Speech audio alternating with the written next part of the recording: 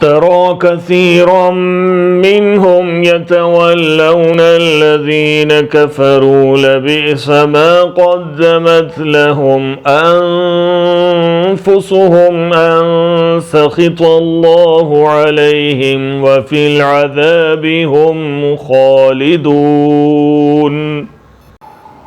ترى كثيرا منهم يتولون الذين كفروا لبئس ما قدمت لهم أنفسهم أن سخط الله عليهم وفي العذاب هم خالدون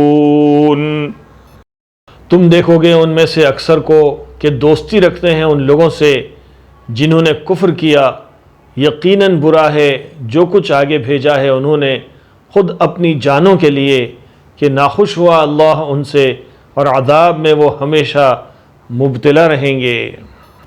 You see many among them making allies with those who disbelieved.